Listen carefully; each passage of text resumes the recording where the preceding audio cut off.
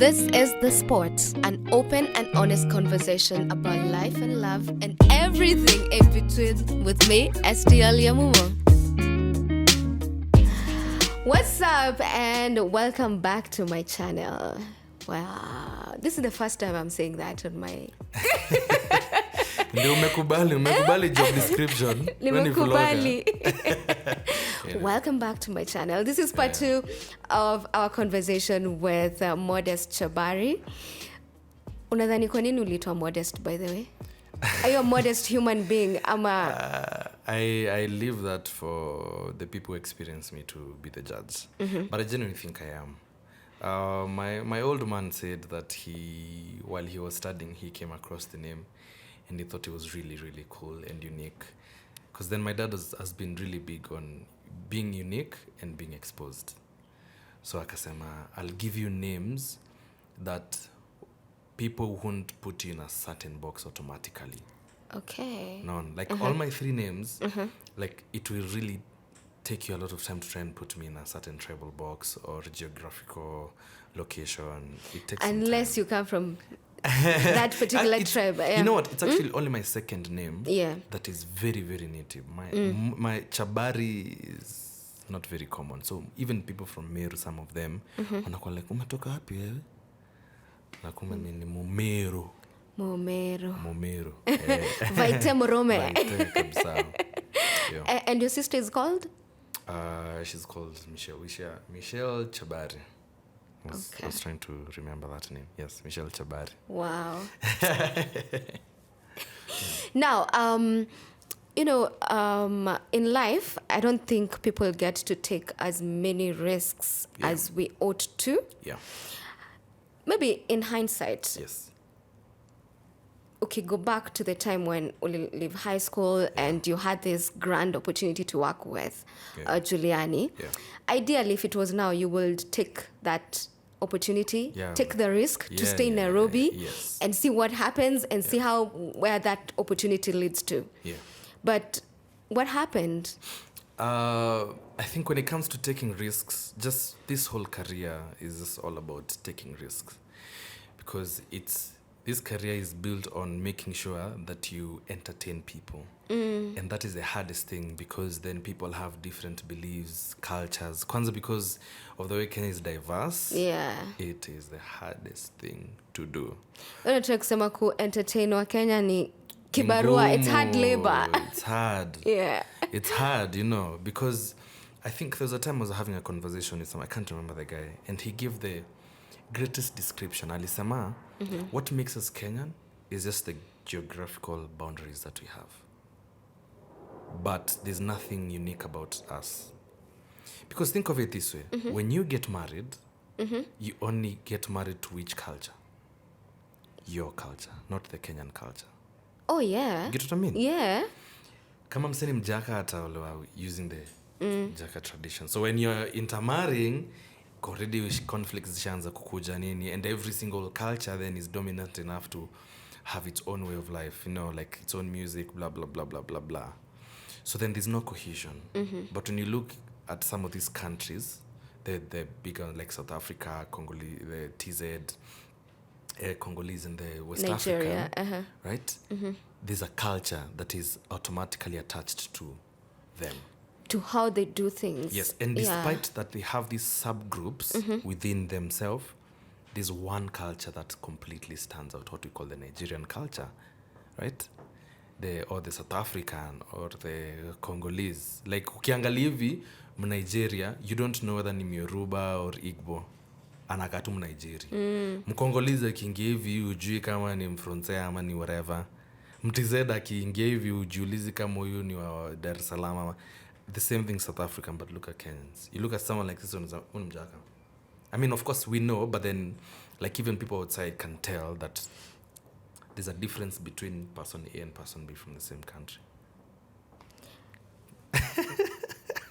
Okay, I've never looked at it like that, but what do you think would make our culture stand out? Collaboration. Okay. People need to collaborate and break out of their shells. Because now I'm saying this from the perspective of music, but then music also influences and creates culture. Okay. Right? Music and language, really. So imagine this is an imaginary circle. Okay. So if I interact with another artist from a different region, right? Then you draw the circle next to us. There's going to be a shared space right here. Okay? So now introduce other people, other artists, other creatives.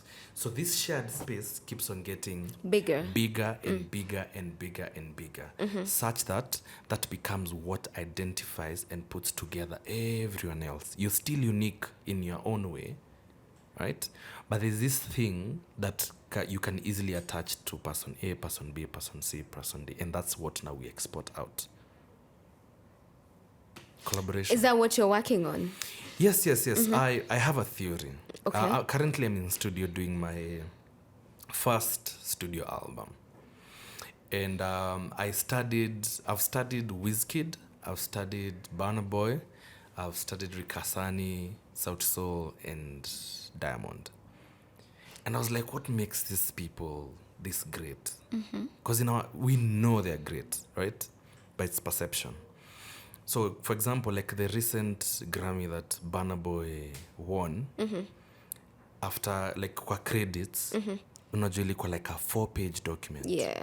Of all the people, over like 200 people who worked on that album. Yeah. I think it's 23 Amani African Giant. I don't know which album. I think it's 23. They worked on that album in hadi akapata Grammy. And at the same place upon, that's when Sauti Sol wako hapo, same case to Wizkid and Diamond. So then I told myself then that the solution here is collaborating. You have to work with people. You cannot own the whole production chain. You can't be selfish like that, because then you won't give every part of that production chain 100%. Maybe if you write a song, you give 100% on songwriting, but then when you get to studio, the production part, you'll give it 20. The marketing part, you'll give it 20, because you're doing it alone. What if you concentrate on just songwriting alone? You give it your 100. You take it to STL and a producer anaipe 100. Unachukua hiyo unapeleka to someone else now who does marketing, and they give it 100. You see, the odds of that particular project like going further ni more, because more people are also invested in it. Yeah. So my album, nime collaborate all the way from songwriting. I mean, I can do all these things by myself, but it may involve so many people. Someone like Troy Ochiko, Eno Kwambua, Yoa Tajiri, Brandy Minor. All those people are part of the songwriting. Yeah. Production, I'm also doing it myself. But you're also incorporating other people. Other producers. Yeah. The engineering part of it, I'm still using other people. And the marketing also, like, I have so many friends around me who do this thing. Sometimes all these resources equal around you. It's just that maybe you have not sold that vision very well to people. But now this whole collaboration thing has just opened up my mind. Inakupunguzia stress zingine. Because now, for example, I don't have to worry so much about some songwriting, because I know I have some of the best songwriters working on a song. So I can now concentrate on producing it. Okay. So collaborations are great. Yes. And you're talking about using resources zenye ziko within your reach. Yes. So how do you ensure that, you know what, this is something grand. Yeah. But it could be 10 times great. Yes. Maybe in 1 year, 2 years, a couple of years time, time X. Yeah. So what measures have you taken to ensure that, you know what, if this thing blows up, because it will, that everyone is catered for, and akutakuwa na zile stories za... the reason why you're like that. Msali nicheza nini. For me, one is I've built friendships with the people that I'm working with. The people who are in it long term are people who I have sold the vision to, and I've clearly indicated what I want from you. I don't katangi kona mingi. Nakuja nakushow still, you're a really good host, so what I'd like you to do is plug me into as many places as possible. That is what I demand from you or ask from you. Right? So any value that comes back, right? Whatever is attached to you, you get back your value. You know, because if for example, if and when that time comes and I have my own gig and they're like, oh, we're looking for an MC, I'll be like, I'm not performing if STL is not emceeing that gig. You know, because when I didn't have places to plug in and perform, you came through. You get. Yeah. For me, loyalty is also a big thing. I'm loyal to my people. For as long as you also show your value and I understand your value and you believe in the vision, that's the most important thing. You need to believe in the vision so that you're not short, uangali tu hapa tu kidogo, you know, like now all of a sudden we have a song that's going viral and we've made a few coins and you're like, I want half of that thing because, bro, it's just the first song. We need to do this 5, 6, 7, 8, 9, 10 times. So like if now already tushaanza kukosania juu just of one song, you know, and that whole thing of hierarchy. No, you have to understand this. Number one, you'll know when to play number 2, you know when to play number 3, you know when to play number 1. That's also another thing. Also, the people around me, everyone knows. Unajua, like even if I plug into your thing, like I'll always know, like, okay, STL anataka nini? Unataka team player, I'll play number 2. You get. So I'm not in the business of ati now because STL is being booked first class, na tunaenda nawe lazima pia mimi niko first class. Una play number 2. You get what I mean? That's how I just build my team pole pole. That reminds me of a story of I think I read in a particular book 50 Cent. Yes. Alikuwa anasema the way he was working towards coming up with the G Unit. Yes. The way he sold the vision, but not everyone actually alikuwa understand what he was trying to build. Yeah. And some were regretted they didn't follow through. Yeah. You know, it's inakwanga crazy. Some of these visions zinakwanga out of this world.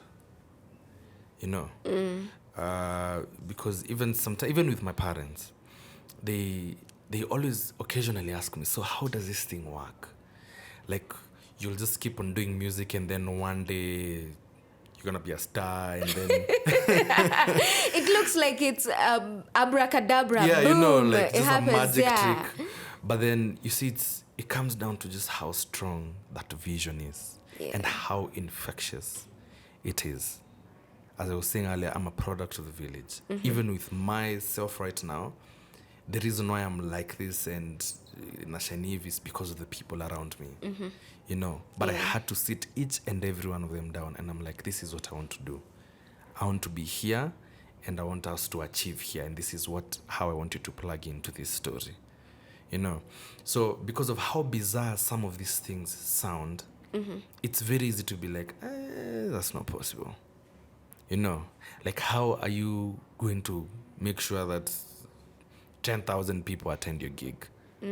Right? Like in a sound so unimaginable, so unbelievable, but just people have to believe. There's a lot of hope and faith that comes with this journey. Lazima to live na a little bit of faith and hope and a little bit of luck as well. Kuna vitu zingine lazima uhitaji luck. For sure. What are some of those opportunities or luck, as you will say, that has helped you get to where you are right now? I haven't experienced a lot of luck just yet. What I've experienced is character development when it comes to this journey. Yeah. And I think the biggest lesson that I've been taught the hardest way is knowing and understanding your worth. What you're worth. Talk to us about it. Because I've always been that person who gives. Mi upeana. For free. Yani, still kuju niambi unataka kitu, I won't even think twice. I'm always ready to give. I'm always ready to give, but I never ask for anything. Right? So what that happens is when you won't understand your worth. You know? And I found myself in so many places whereby umepewa an opportunity. Right?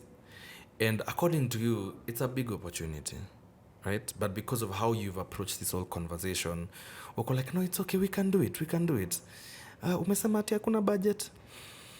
Okay, it's okay. Tutasort vitu uko mbele. You know, a lot of that conversation, I used to do it a lot.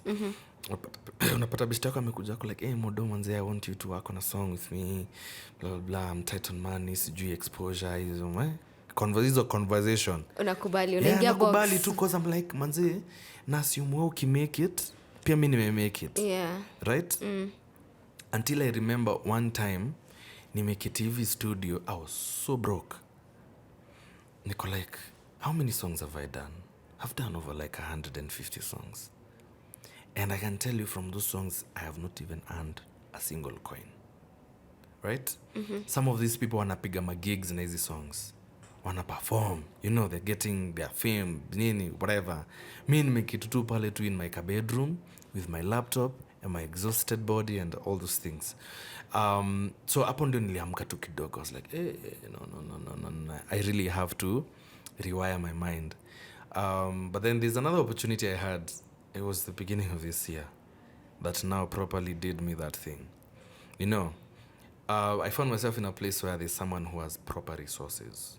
Like a corner door to fund anything you can think about. So me coming into that space, I knew me nimeomoka. I'm in a structure that gives you, kwanza msali kwa nasema nataka kulipa nini blah blah blah, then you just work for him nini. Every creative is happy to be in a space where you're being paid to do what you love.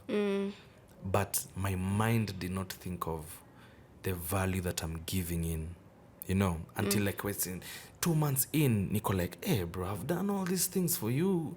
I've set up all this studio worth millions and millions of money. Yet the value that you're getting back, it's nothing. I'm just getting some crappy meals and some very peanut payments, right? Yeah. And for me, it was so confusing. Nico like, what? Nico hapa because of what? Because of why? I was like, you know what? I'm done. I am done fueling other people's visions. I'm done being the person who takes up other people's vision and go like, yes, still, we're going to make you great. And I was like, it's time to do me. But I think we also need to go through such lessons to be in such places. For sure. Because it's for you going through that whole process, you can realize your value is way more. Yes. Because after that experience, I got a chance now to work on a movie. Yes. Wow. You know, when I got that call, I was so when I got the call from Bishtango, it was Safe Joe. Safe Joe kanikola akaniambia, yo, kuna shughuli fulani hapa nataka ufanye. So I thought maybe it's just like he's producing a song, you know, the usual. Then he shows up and he's like, bro, ni movie ya kina Abel. I was like, what? Okay. So he was like, all you need to do is you just need to do a small trailer of like 15 seconds so that they can see your skill and then they'll see whether they like you. So nakumbuka nilijificha tu hapa tu kwa studio tu, nikakalia hapo nikafanya. I sent it. First of all, they didn't respond the first day. Ile anxiety. Yeah, niko like nishaoshwa. Nakumbuka nikamwambia Duncan, bro, achana ile shughuli tulikuwa nafanya, wachana tu nayo because it's until now Safe G's like, bro, wamesikiza, they like it, you have the job. I was like, for real, like Evo too. So like you're telling me that I'm about to work with Feel It Production, Kinabel, and you know, Feel the director.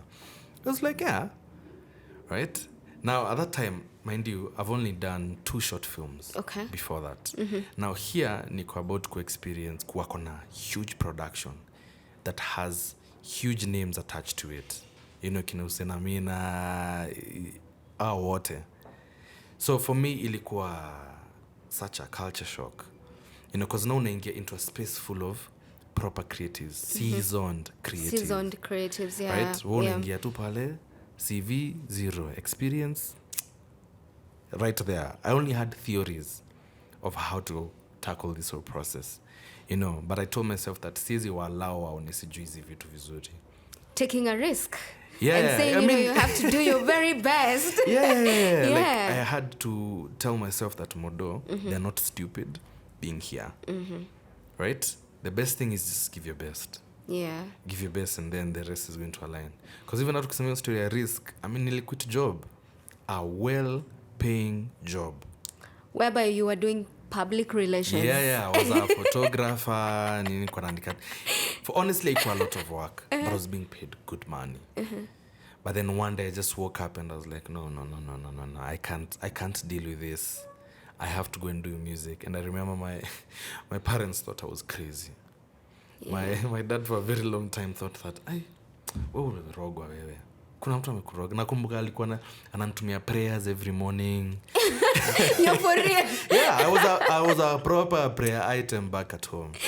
Wow. Wako like, you kijana is kijana hapana. You know, you're 24 and you're earning proper money. Yeah. You know, so then why would you leave that? Ukuje uteseke huku kwingine kwenye you're not even assured of anything. But I guess that's what passion is. At that point, you quit your job. Did you like... Unajua kuna ile kuquit and then you feel, yes, I did it. Yeah. And then later on, una feel like, what did I do? Or you are like, kinda. Kulikuwa na a lot of cycles. Immediately after I quit, I was okay. Mind you, I quit right before Corona. So mind you, nikiquit mimi hakuna ungenatarajia ati ya pandemic. Hiyo ni nini? Hizo ni tu za movie.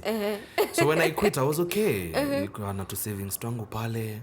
Nilikuwa nimeyapanga ma projects nitafanya. And I knew, like literally, nilikuwa nimecover myself financially up until, because I quit in 2019 October. Okay. Nilikuwa nimejicover properly a whole year. Nilikuwa booked enough to do work that ninge make sure for the next one year niko sawa.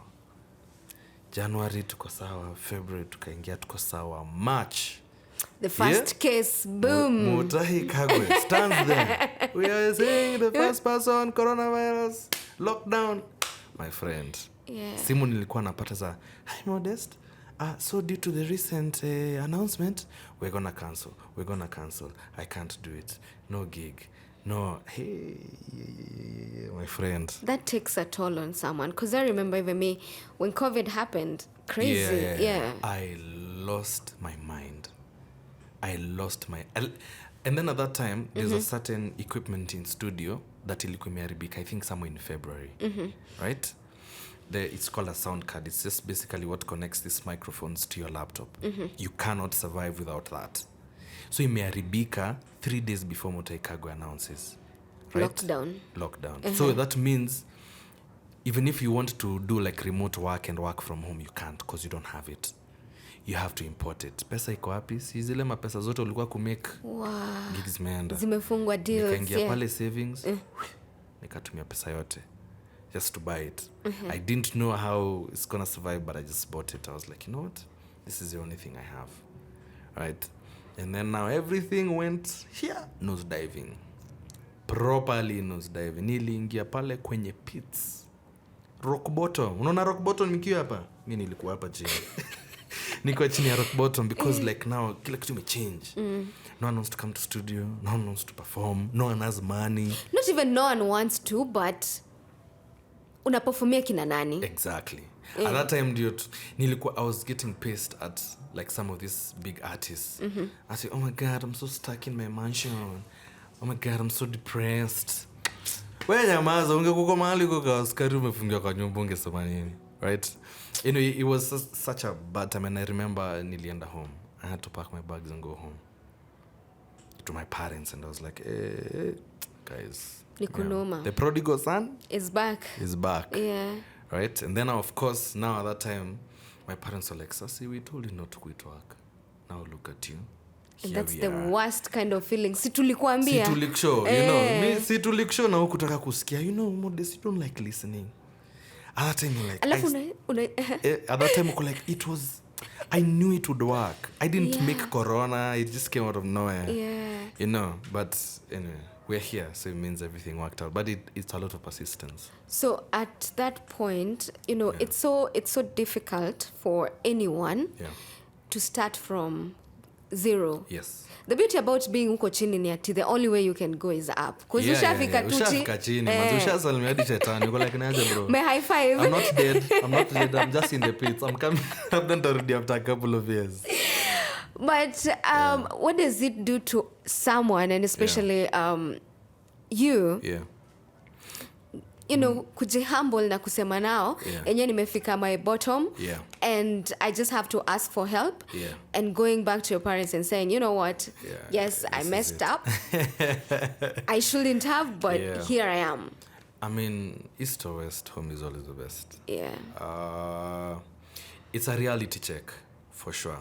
Mind you, remember, me nimetoka from living the life of unalipwa sa. I remember nilikuwa nalipo hivi do natumia my parents mapesa juu nimelipa rent, nimelipa nini, umebaki na do na ujui ufanye nini nayo. Ukisikia mtu akisema so money ama pesa already ni wingi, but ukisikia tu mtu anasema ngeli ya wingi imekuwa mapesa, that's a lot of money. I kid you not, it was a lot of money. Yeah, like legit nilikuwa nalipa bills, right, na baki na so much money that occasionally like nilikuwa nauliza best yangu nataka do. Really? Mbona sikukujua your time? Sasa si ulikuwa unaniringia? No, I didn't know you that we time. We didn't know each other. Ningejua tu mode your time ungekuwa unaniambia. Just cannot do. There's a time nilienda home and nikaambia mother nilingia kwa fridge yake. Now my parents are very simple. They don't like complicated things in life. Ni watoto amka asubuhi wakule ndoma zao na maybe like 2 slices of bread and some basic. They don't like fancy. Mimi nimeingia pale nafungua fridge naona tu maziwa. Sijui tatumaini kwa like nini, what is going on here? Kama mother twende kufanya shopping. So I remember tukiingia super nataka kuchukua like 2 liters of oil. Kwa like no, chukua 10. Nini nakusumbua? Chukua beli ya unga. Nilikuwa naenda pale kwa unga naenda hivi prices. So ndio the most expensive. Chukua. Unataka masosi nachukua hivi nini. I remember I didn't notice at that time. At some point she just stood aside. She's just watching me just do like this. Yeah. Mimi nikienda pale I remember very well to shopping at like 7K. Na hiyo hao iko na tu watu watatu. My parents na the house help. And by the way, it's important to note that back in 2019, 2018, 7K, shopping ya 7K. Yeah. Big deal. Bro, niko na bayadi sijui ma spices zenye, sijui ma soy sauce, sijui things that they don't even use. Yeah. So I remember while driving back. At that time drive back pia hata nilikuwa na the company car. Unajua?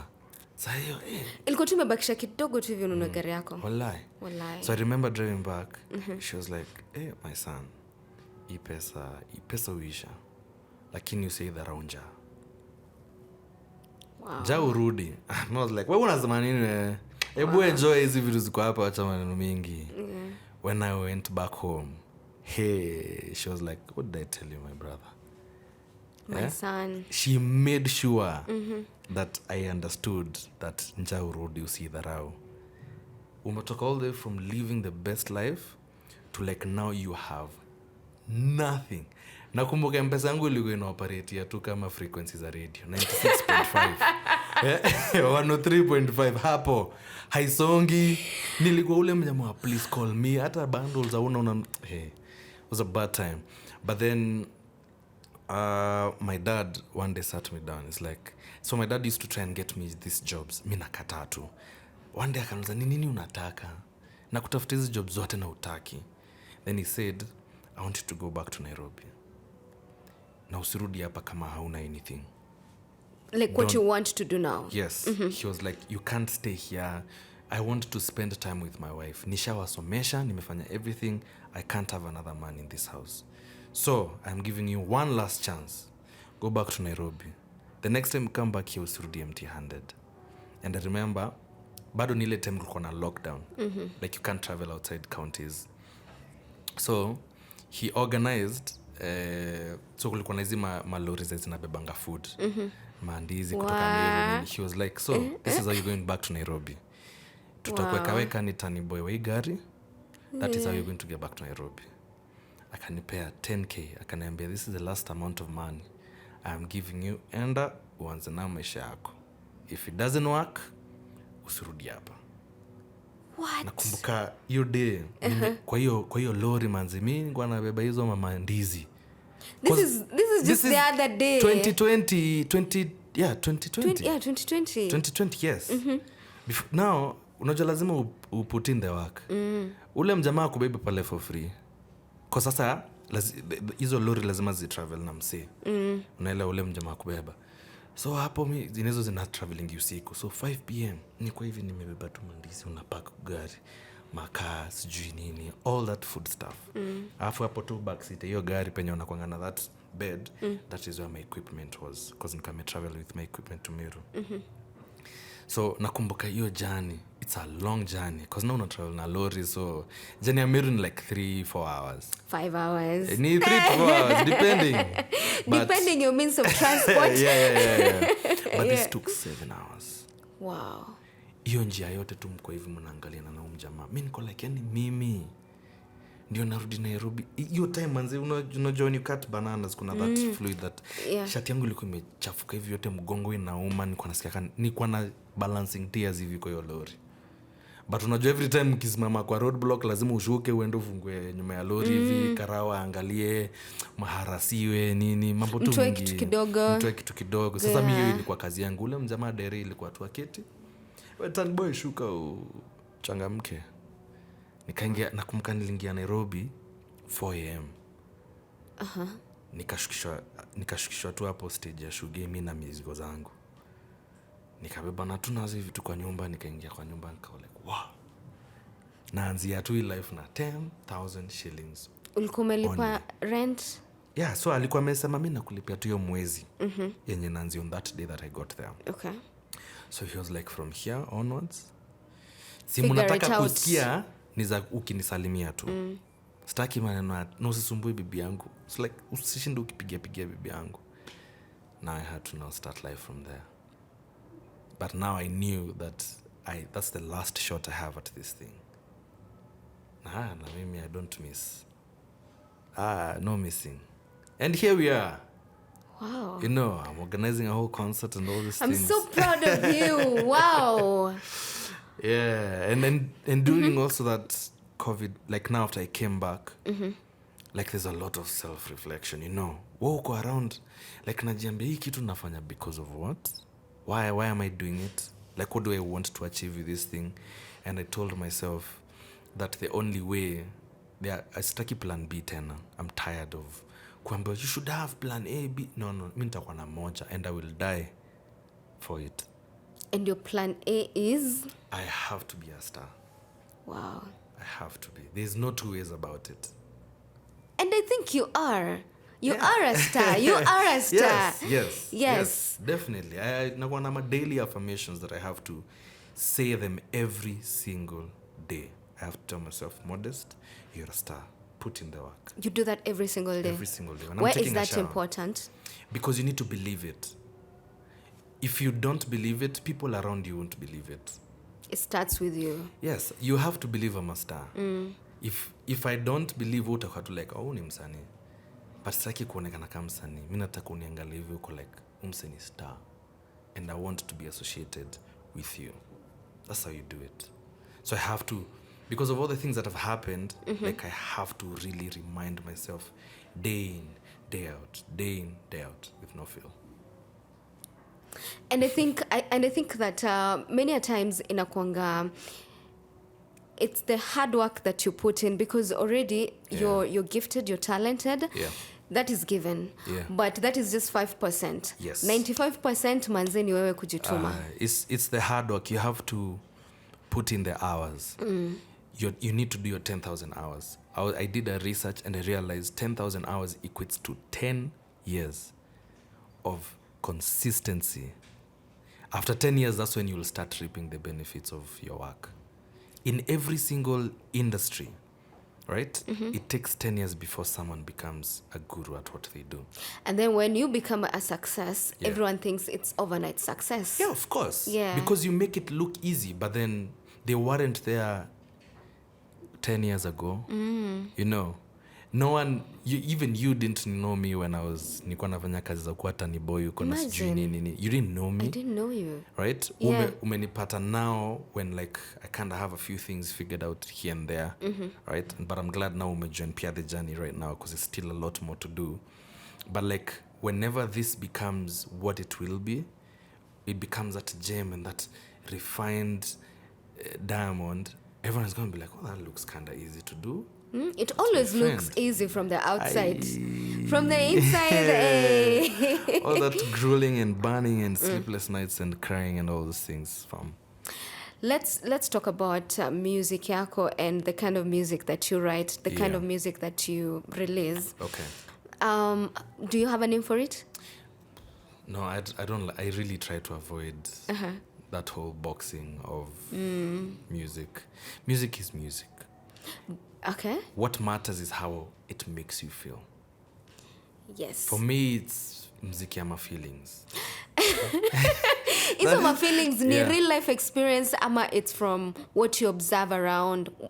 I don't like talking about myself, or I don't like putting my matters huko nje. Things you see me talk about are things that I don't give a crap about. You know, like things that I don't mind people knowing, or whether ni kitu najua itasaidia mse out there. But sometimes I write about what I go through, but mostly I pick from what's happening around me, from my friends. So most of the songs ni about my friends. I miss you.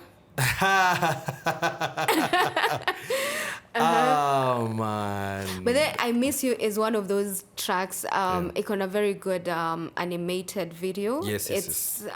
Yeah, that amazing. was done actually by Kamungi Original. Yeah. Good work. I Miss You is half a true story and half fictional. I fumbled the bag once. And, sometimes nilikuwa na this space where I thought that I can't be replaced. So when I fumbled the bag, hey, nakwambia, 2 months later, happily married. I was like, what is this now? How can you leave me? And not even like tuliachana no dem. 2 months later, she's married. I was like, what do you mean? How is that possible? But then, now that's when I wrote that song. I was like, hey, gala miss you, gala miss you, gala miss you, gala miss you bad. But I fumbled the bag. It happens. If she would have stayed, would you have married her? No. I think for me, nilikuwa tuna derive a lot of, nilikuwa na get a lot of affirmation and attention from her. At that time, I didn't know that I was not mentally okay, and that I was using that attention and affection that she gives me as a distraction from what I really need to deal with. Which was? I was depressed. I was depressed and sad and lonely and all those things. It was just after COVID, after nimerudi back from Nairobi. You're from trying Meru. to rebuild yourself now. Yeah, I'm trying to rebuild. Nagonga tu ma development left, right, and center. I am in stupid debts. I'm busy gambling, drinking. You are gambling? Yeah. Nilikuwa ule msa kubet kubet ma games. Napata hivi tu so betika, whatever, hizo places kubet zinauma nje, unashikwa na stress, unaenda local, unakunywa tu, right? But then she was the only person at that time who nilikuwa na get any form of affection and attention from. So I reached a point in Kanza could demand a bit for more, right? But then now she was like, manze, I can't do this. I mean, nikamwambia aenda kwa nini? Only for you kwenda, and then She actually she's very happy. She has a kid. She's living the best of her life. wow. Cine life. Yeah. Cine life. Yeah. Hey, funny how time flies, but I know. But there's also something that you touched on your song Jana Usiku, Yes. whereby you talk about sitaki misinterpret. Yes. So you talk about emotional violence. Yes. Yes. That song was also written during that time when I was writing I Miss You. Which, by the way, it's important to note you did a collab with Brandy. Yeah. Very great and amazing Brandy Maina. Yeah. So that song niliandika when I was still in that headspace of where I'm feeling so lonely. I'm in such a dark place, nini. And then there was during this COVID time pia, kulikuwa na a surge in GBV cases.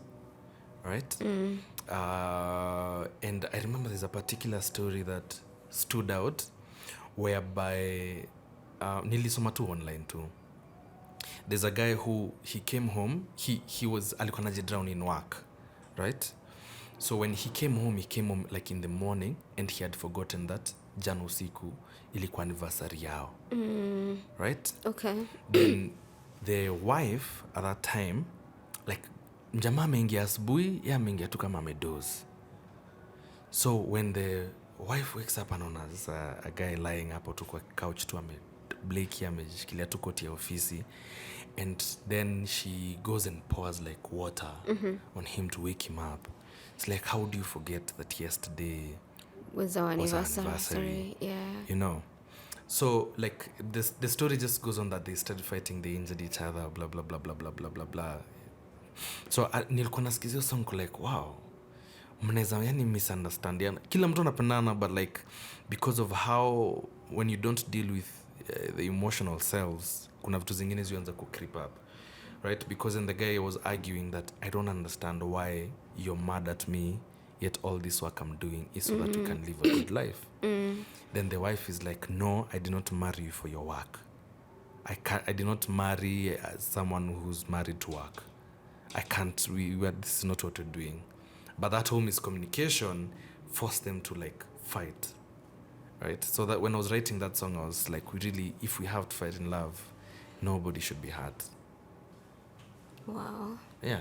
It's okay to have arguments and misunderstandings. But no one should be hurt. Yeah. No one should be hurt at all. Oh my, Modesty. Yani, I didn't know you've been through all this. How are you taking care of yourself? Self-love. I also have things that I have to do to make myself feel loved. Like lazima niji self-love, because self-love is very contagious. People want to love you if you love yourself. You know, when you're happy, people want to be associated with happiness. You know, so like sometimes I take myself on dates, buy myself things, tell myself funny things about myself. You know, those things those conversations that you just have alone in your bed at night. Okay. Yeah. And also organizing nice things for myself. Like for instance? Pia at a shoot, sometimes kwanza say I want to do like a proper photo shoot just for myself, not for sijui promoting what. Niko na picha poa tu zangu nikiziangalia hivi nafurahia. Na ni important, you know, I think it's important for people to take nice pictures, and that's why you need to come through to Kamungi Original. For sure. And you know, nice. People I think people underestimate the value of taking good pictures. Yeah. And let me tell you, in as much as we don't like to talk about it, we don't like to talk about death, but manze, when you're gone, leave good pictures. Tusianze kutafutilia picha haziko. Some dark humor. No, but it's true. You know, true. We don't talk about death, but ultimately, sis water. 6 feet under. One route. There is an event that's coming through very soon. Talk to us about that particular event and why it is important for you as an artist. Well, the event is called the Modified Experience. It's happening on the 12th of November, which happens also to be my birthday. Yeah, I used to have a habit of not celebrating myself. So during my birthdays, I just downplay everything. I'm like, it's not a big deal. But now I'm realizing imagine that is the one day that every single person can celebrate you, right? Like if someone shows up and says, today is my birthday, whether you know them, like them, or you don't like them, you'll always be like, happy birthday, I hope you're having a good day, blah, blah, blah. So like, why would you not celebrate yourself? So I created this event to always ensure that on my birthday, I'll always be celebrating myself and also allowing other people to experience me and celebrate me as well. Sounds a bit corny, but it is what it is. It is what it is. Yeah. At the same time, it's also a platform for me to perform. You know, I can't sit and wait to the day that I'll become the greatest artist so that I can grace all these stages. I want to create this so that people can come to me and enjoy my music. Very simple, but that is what drives that entire event. Wow. And by the way, just as a sidebar, watu wache kuambia watu a happy belated birthday. Celebrate them. Hakuna belated. It's on that particular day. Yeah. If you forget, wait until next year. Hopefully you can remember. Hata useme belated, just say happy birthday. Yeah. You know, it works. It's Nisa, kuna problem. So for the Modified Experience, it's just you, or are you having other artists you're collaborating with? Yeah. There's other artists that I'm working with for that gig. There's Brandy Maina, there's Ochiko, there's Kinoti. 3 great and amazing artists who have also had a chance to produce their songs. Wow. So it's ni my babies tutakuwa now coming on stage together. yeah.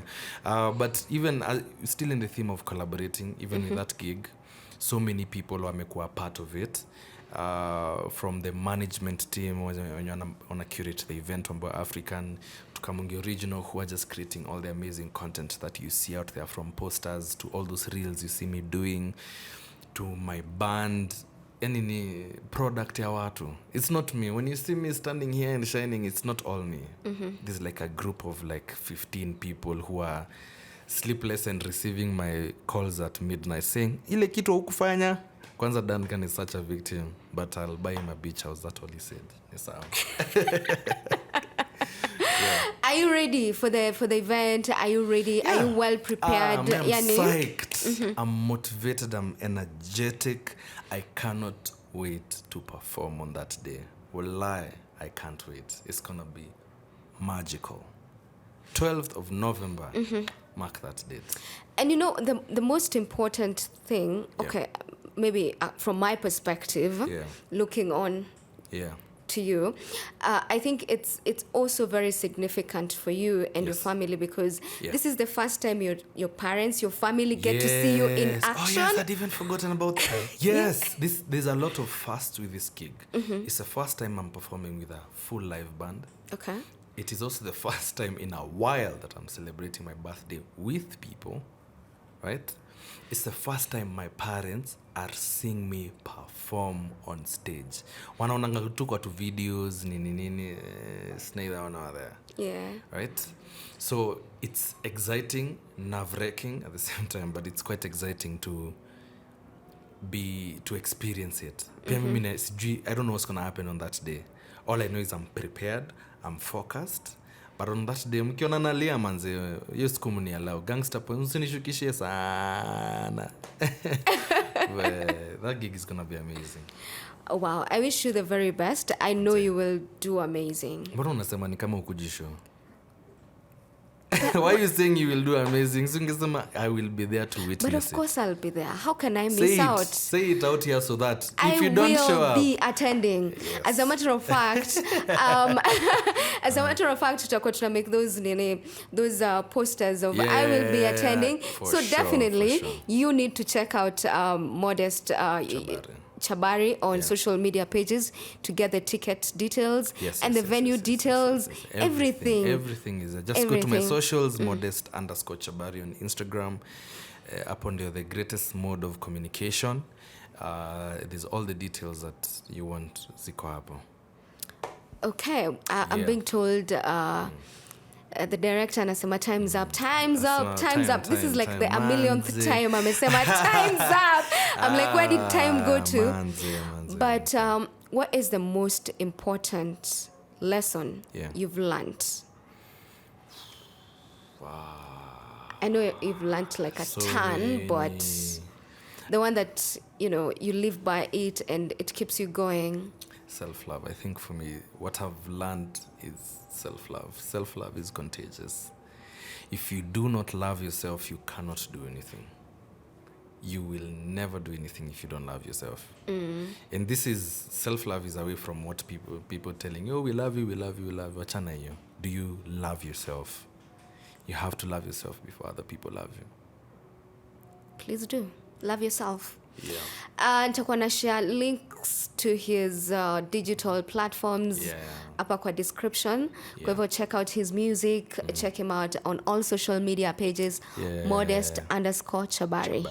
Yes. I'm subscribed to Estelle. She's a fine babe.